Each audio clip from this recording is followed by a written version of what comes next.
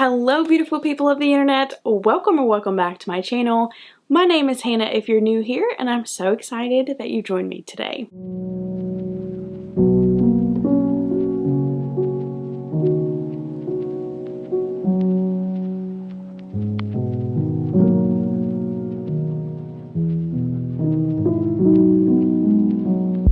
This is definitely a little bit of a different video than I normally put out. If you're not familiar with my channel, I normally make regular adult bookish videos. As you can tell by my screen name, my name is the Teacher's TBR on here, and that is for good reason because I am a first grade teacher. Over the 3 years that I have been teaching, I have found so many great read alouds for children that my kids absolutely adore and that will stand the test of time. Some of these I even read when I was a kid, and I love them so much. So if you're a returning subscriber to me and you have children of your own, or if you're brand new, welcome regardless. Let's go ahead and dive into some books that I think your children will absolutely love for you to read to them. Also, from a teacher's advice, I want to tell you one thing, and I tell this to every single parent that asks me, how can I help my children learn how to read? Read to them first. Let them see that you also have a love for reading, even if you don't. Even if you don't love to read, take them to the library. Let them pick out a book on their own. But if you do love to read, let them see that. You are your child's best teacher, and they learn best from you. So if you are reading to your child and making reading a priority and showing them how fun that it can be with some of these books, they're gonna do that too. Children literally act upon whatever they see. And if they see you loving to read, they will too. Just a little nugget of advice. Okay, let's go ahead and jump in. So I could not make this video without mentioning the king himself, Mo Willems. He is the author of the Pigeon books as well as Elephant and Piggy books. My class absolutely loves the Elephant and Piggy books. Basically, this is a book series that is following two characters, a pig and an elephant. The elephant's name is Gerald and the pig's name is Piggy, and basically they just go on different adventures together, and they're so funny because they will literally talk to the reader sometimes. And they're just a good time. They're hilarious in some of the things that they get into. Like this one is called Let's Go for a Drive. So you can only imagine about how well that goes. And I'm telling you, these are very, very kid friendly, especially if your child is like 6 or 7 or 1st or 2nd grade. I think that these would be great. Or if they're advanced in kindergarten, I think that these are a great place to start. And Mo Willems also read the Pigeon books. This is the classic, Don't Let the Pigeon Drive the Bus. I recently read this one to my kids and they absolutely went crazy for it. I think the kids loved it so much because it's so interactive, because it's basically about this bus driver that tells you, hey, I have to leave for a minute and I need you to not let the pigeon drop the bus. And so the kids are like, okay, I've got a job to do. And he just shows up and he's like, come on, let me drive this bus, please. And he starts talking to the kids and it is hilarious. He's like, please, I'll be careful. And it is hilarious. Like my kids started going, no, pigeon, no. They loved it. They loved it. And at the end, it kind of leads into the next books. Like the bus driver comes back and then he starts talking about a fire truck. So I really do think Mo Willems can do no wrong as far as children's books. The next book is a recent favorite of mine that I just recently discovered, and that is The Fantastic Flying Books of Mr. Morris Lesmore by William Joyce. This is such a wholesome story. It's about our main character, Morris Lesmore, and he loves to write stories. And then one day, a big wind comes by and kind of completely shatters everything that he's ever done. And it's kind of about him wandering around, trying to find his way back to books and stories. And the best part about this book is the ending. And it really is a good message about how one generation can pass on books to another generation. This is such a good one. This next one is another recent discovery that I made, and it is I Wanna Iguana by Karen Kaufman Orloff and David Catrow. Oh my gosh, my kids absolutely went crazy over this story. So basically it's about our little main character who is writing letters back and forth to his mom because he really wants an iguana. So the whole story is basically just letters from Alex to his mom of like, hey, will you actually take care of an iguana if I give you an iguana? And it's just going back and forth, and the kids absolutely love it. They go crazy for the illustrations. And I won't spoil the story for you, but you can about guess how the story wraps up. My favorite part of this story is it says, "I need a new friend now. This iguana can be the brother I've always wanted. Love, your lonely child, Alex." And then she goes to say, "Dear Alex, you have a brother. Love, Mom." The humor in this one is just top tier. This next one I actually discovered in my student teaching year and have kept it ever since, and that is Mother Bruce by Ryan T. Higgins. This one is hilarious. So it's about our main character Bruce, and Bruce hates everything. He hates cute little animals, he hates sunny days, he hates everything. And then one day he robs a goose of her eggs and takes them home to eat them, and then all of a sudden they start hatching. And out come these baby geese who think that Bruce is their mother. Your kids will have a ball with this one. This next one is perfect if you have a child that just won't clean up their room. And that is Pigsty by Mark Teague. This is about our main character, Wendell. And Wendell does not like keeping his room clean. And his mom is constantly asking him to clean up his room. Well, one day his room gets so bad that these pigs start moving in. And he's like, that's fine, I can deal with a pig. And then it just keeps getting worse and worse and worse. And you can about tell how this story ends up. Please read this to your child who is super messy. I don't want to say this about every single one, but I do think that this next one is my personal favorite of any of the books I'm about to show you. The Invisible Boy by Patrice Barton. This is a very recent read aloud that I just did with my class. And I had never read this book before. I'd had it for years, but never really pulled it off the shelf. And to think that I wasted so many years with this book on my shelf and never read it to my class, I'm so sad. So basically this one is about a little boy, and he starts out black and white, right? We all see him. He's black and white. And the first page, my friends, I'm going to read you this first page. "Can you see Brian, the invisible boy? Even Miss Carlotti has trouble noticing him in her classroom. She's too busy dealing with Nathan and Sophie." That page, I read that page to my class and I had to stop. Because so many times as a teacher, I find myself focusing on those that have behavior issues, or those that have special needs, or those that need me more than others. And I find a lot of the times that I overlook some of the kids who just don't need me because they don't need me. They just come in and do what they need to do. They end up like Brian. Oh my gosh, I had to stop. I had to stop. And I was like, I'm so sorry. I even apologized to my class. I said, I'm so sorry to any of you that ever feel this way because of somebody else's behavior or somebody else's problem. Anyway, so it goes on to say that Brian feels super invisible. Nobody wants to be his friend. Nobody wants to pick him for the kickball team. And he is black and white through most of the book.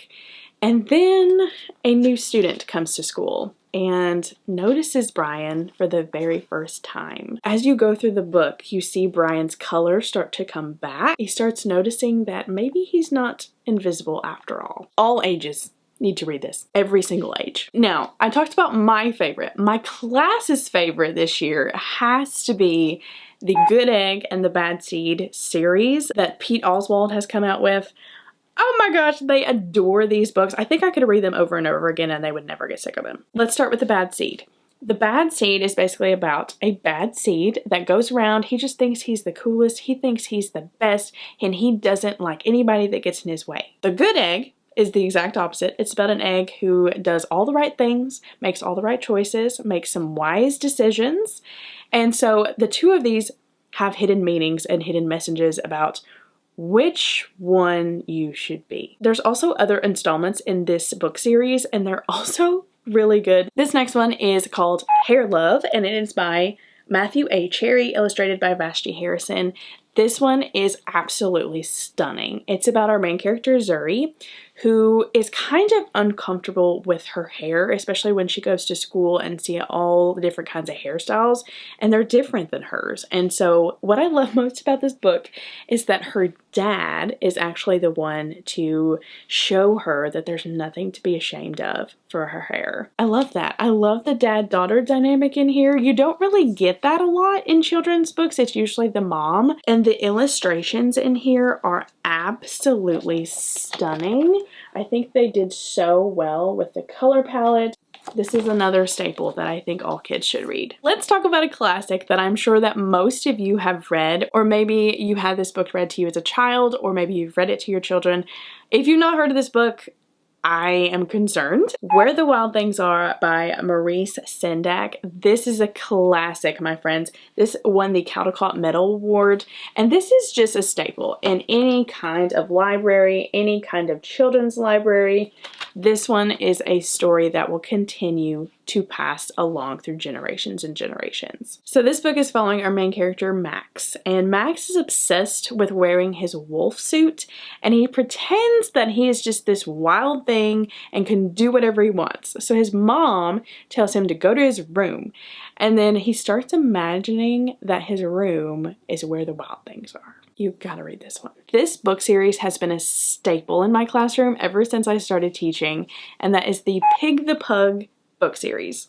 If you don't know, I do have a pug and his name is Pug, and this pug is named Pig. This pug is hilarious. My kids absolutely go crazy for the things that this pug does. First of all, I can attest that most of these things in here are true. Like just the way that he's drawn sometimes. And the things that he gets into and the way that he sits and he sleeps, that's a pug. That's a pug. In this one in particular, Pig is sent to obedience school because he is a bad pug.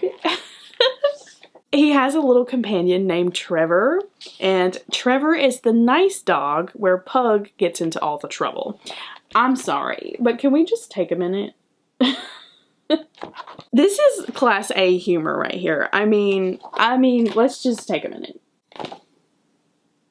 These are the best. There is a whole line of them, and the author also writes other books that goes in the series. Cannot go wrong with Pig the Pug. Here is another classic that I am sure that you've heard about. If you haven't, I'm appalled. Verity by Janelle Cannon. This book is following our main character who is a snake, and his name is Verity. Verity is just this young, spunky little yellow snake, and he comes across these old, boring green snakes, and he's like, I am never going to be like that. I'm going to stay yellow forever.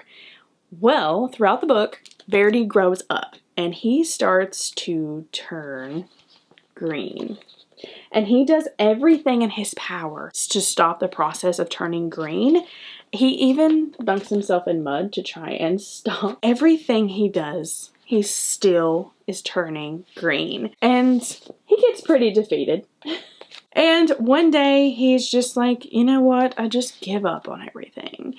And then he realizes that even though he turns green, he doesn't have to be old and boring.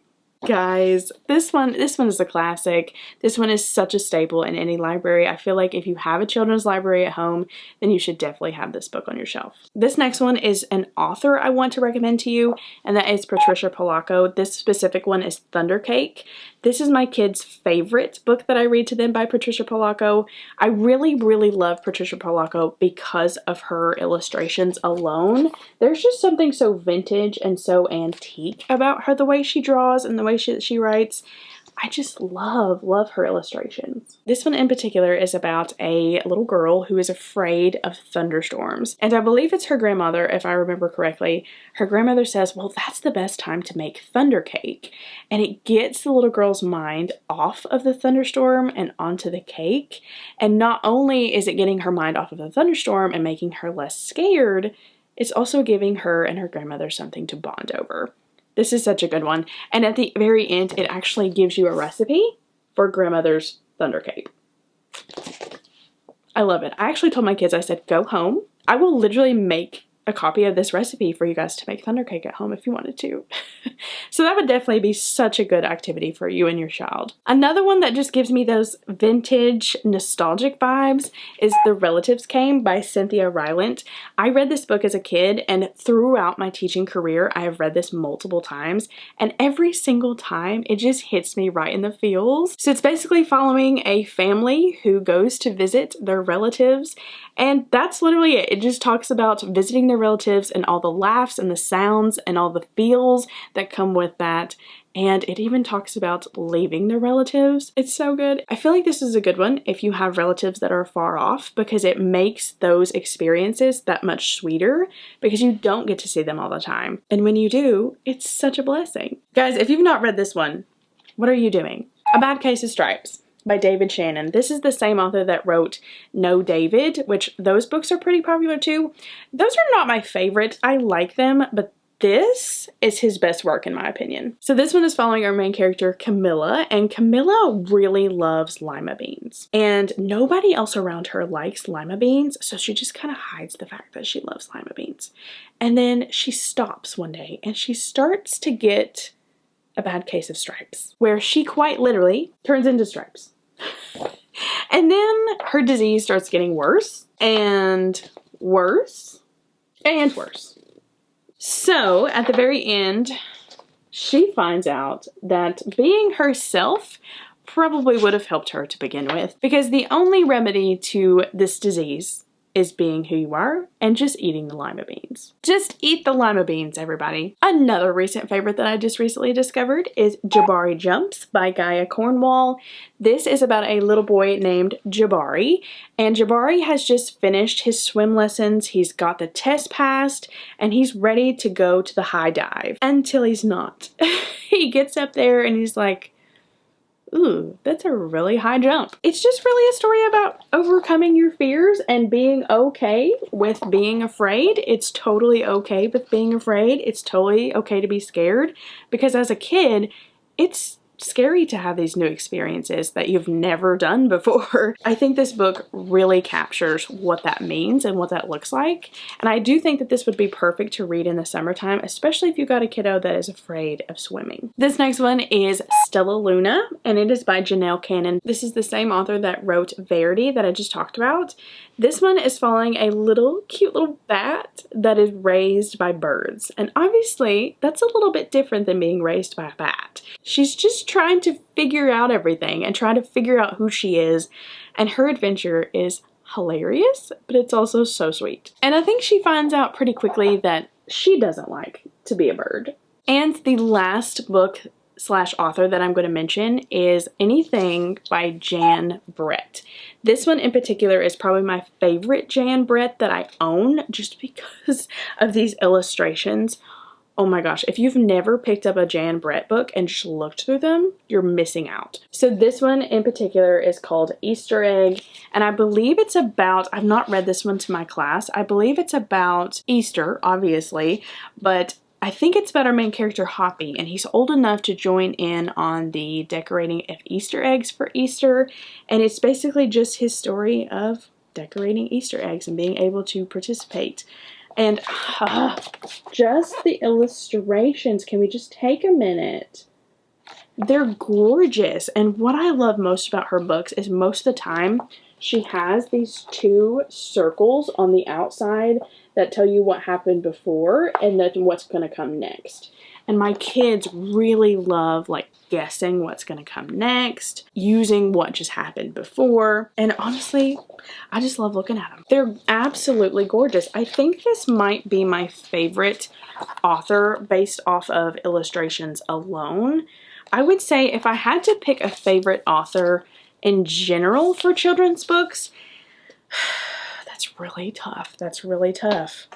I would probably pick Mo Willems, just because I do think that he writes such fun ones, and Aaron Blabely, which is the author that wrote the Pick the Pug series. But all these authors that I have mentioned to you today write fantastic books for children, and any of these, I promise you, coming from a teacher perspective, an elementary school teacher, you cannot go wrong with any of these. All right, my friends, that is all I'm going to show you today. Hopefully you got some good recommendations from me, because these are kids tried and proven. They love these and they get a kick out of them every single time I pull them off the shelf. Please let me know down below if you got any good recommendations for me, and if you have any good recommendations for me, please let me know that too. And I will see you on my next video. Bye guys!